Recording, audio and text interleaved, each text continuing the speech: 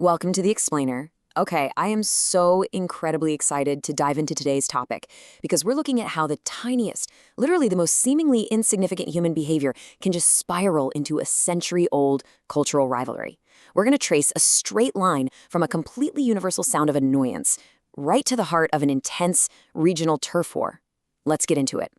So to start us off, I want you to picture this. You've just dropped your keys for, I don't know, the third time today, or maybe you're stuck walking behind someone going incredibly slowly on the sidewalk.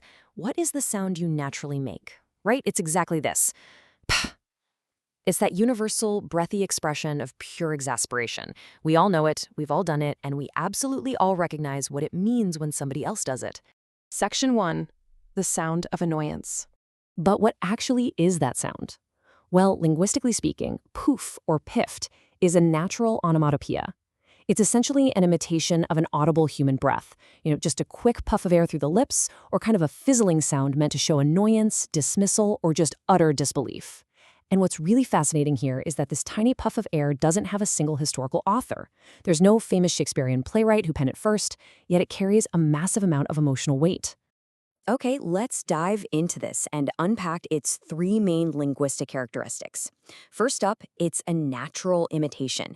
It literally copies the physical action of blowing air out of your mouth when you're just exhausted or completely frustrated. Second is a really cool concept called eye dialect. This is when spellers visually stretch out the sigh by adding a bunch of extra Fs, like pff, or a hard T at the very end, basically trying to translate that audible scoff into readable text. And third, it has huge cross-cultural use.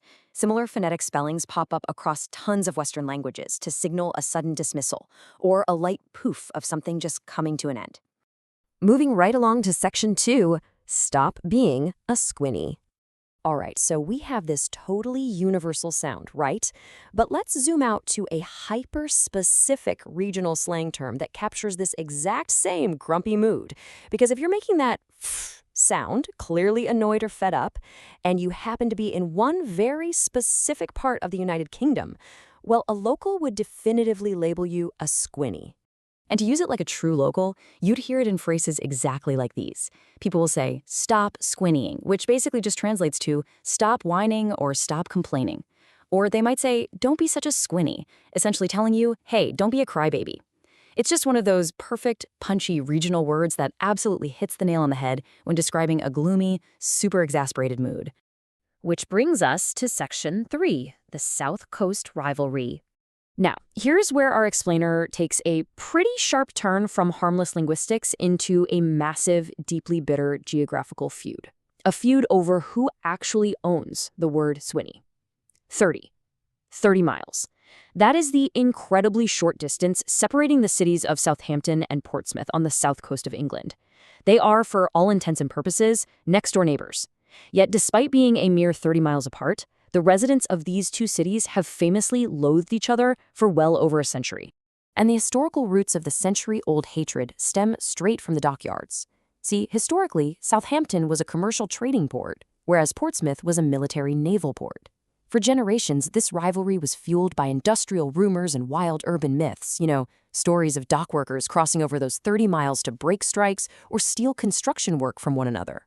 Over time, that resentment evolved into an outright slang war. They literally weaponized language against each other.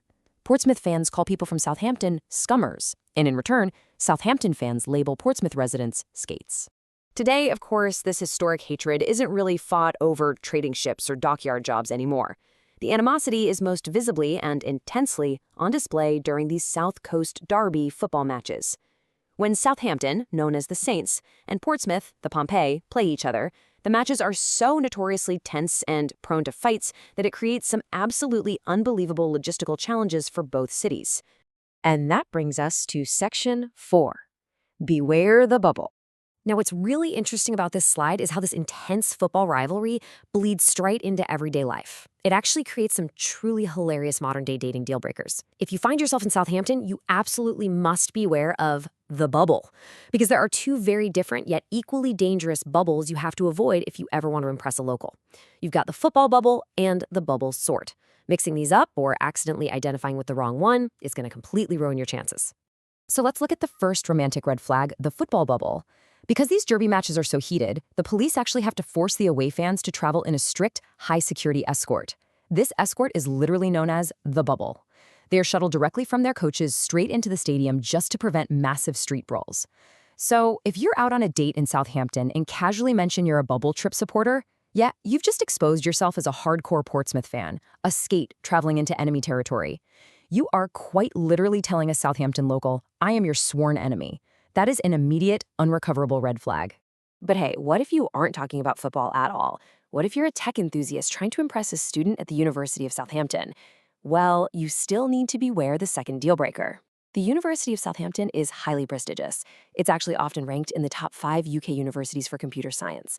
Now, in coding, a bubble sort is a famous sorting algorithm that is pretty much only taught to absolute beginners. It is notoriously slow, incredibly inefficient, and honestly highly amateurish. So if you sit down with a smart Southampton CS student and proudly declare you're a bubble sorter, well, it sounds like you're saying I do things in the slowest, clunkiest way possible. It's a much nerdier, but equally tragic turnoff. It is honestly just amazing how a simple puff of air, a little pff, connects to local words like squinny, which then unravels into a 30-mile-wide cultural war where just saying the word bubble can totally ruin your dating life. Language is incredibly, almost dangerously hyperlocal. So I want to leave you with this thought. What harmless slang word could accidentally make you a sworn enemy in your hometown? Seriously, what's your local equivalent of the bubble or the squinny? Keep your ears open to the local quirks around you, because you never really know what century-old rivalry might be hiding right behind a simple, everyday word. Thanks so much for joining me on this explainer, and as always, keep learning.